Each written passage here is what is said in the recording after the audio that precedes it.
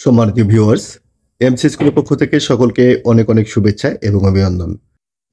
আজকে আলোচনা করব তৃতীয় শ্রেণীর বাংলা নমুনা প্রশ্ন নিয়ে।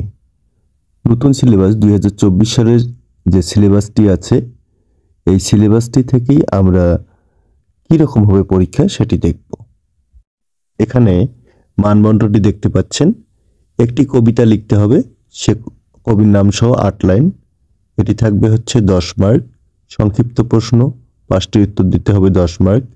জ্ঞানমূলক প্রশ্ন 5টির উত্তর দিতে হবে, 15 মার্ক। শব্দার্থ 5টি, 5 মার্ক। বাক্য গঠন 5 মার্ক। শূন্যস্থান পূরণ 5 মার্ক। বহু নির্বাচনী প্রশ্ন 5 মার্ক। লিঙ্গান্তর করো 5 মার্ক। যুক্তবর্ণ ভেঙে লিখো, এটি হচ্ছে 10 মার্ক।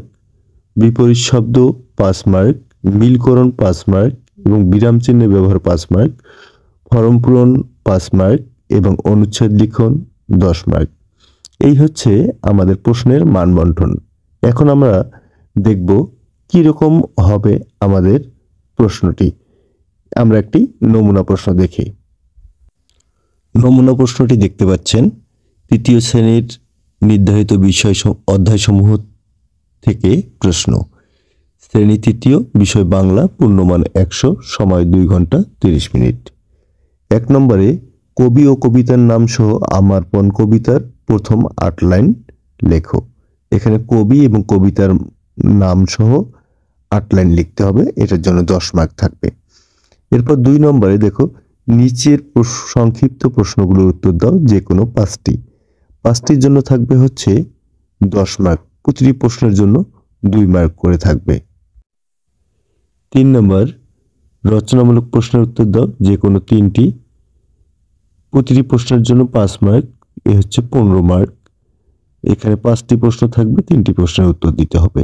4 নম্বর, শব্দের অর্থ লিখো। এখানে 7টি থাকবে, 5টির উত্তর দিতে হবে, 5টির জন্য থাকবে হচ্ছে 5 মার্ক।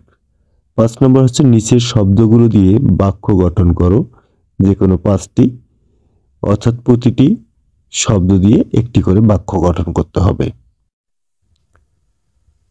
এরপর 6 নম্বর, নিচে শূন্যস্থান পূরণ করো। এখানে শূন্যস্থানগুলো উপরের শব্দগুলো ব্যবহার করে পূরণ করতে হবে, এটি থাকবে 5 মার্কের জন্য।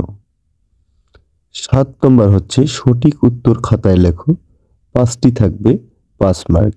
এখানে 4টি অপশন দেওয়া থাকবে, যেটি সঠিক সেটি লিখতে হবে। 8 নম্বর, নিচের শব্দগুলো লিঙ্গান্তর করো।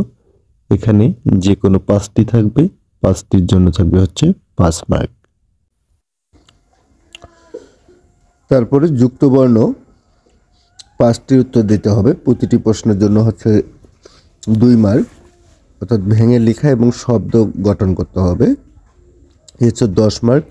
এবং যে কোনো 5টি শব্দের বিপরীত শব্দ লেখো, একটি 5টি হচ্ছে 5 মার্ক।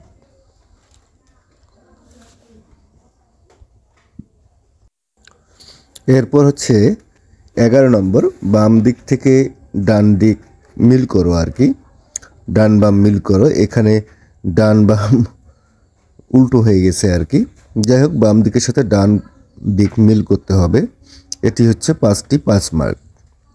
তারপর 12 নম্বর হচ্ছে একটি অনুচ্ছেদ থাকবে, সেই অনুচ্ছেদ থেকে বিরাম চিহ্ন বসিয়ে উত্তরপত্রে লিখতে হবে, এটি থাকবে 5 মার্কের জন্য।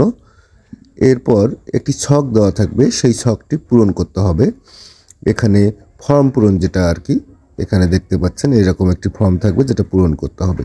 আর 14 নম্বর, একটি অনুচ্ছেদ লিখতে হবে। এখানে দেখো 5টি অনুচ্ছেদ দেওয়া আছে, 5টি অনুচ্ছেদ খুব ইম্পর্টেন্ট। এখানে এই 5টি অনুচ্ছেদ পড়লে তৃতীয় প্রান্তিক মূল্যায়ন পরীক্ষায় তৃতীয় শ্রেণীর জন্য কমন পড়ে যাবে। এখানে যে নমুনা প্রশ্নটি আলোচনা করা হলো, এটা অবশ্যই খুব গুরুত্বপূর্ণ। এভাবেই প্রিপারেশন নিলে আশা করি পরীক্ষায় ভালো করবে। সকলে ভালো থাকবে, সুস্থ থাকবে। দেখা হবে পরবর্তী নমুনা প্রশ্ন নিয়ে।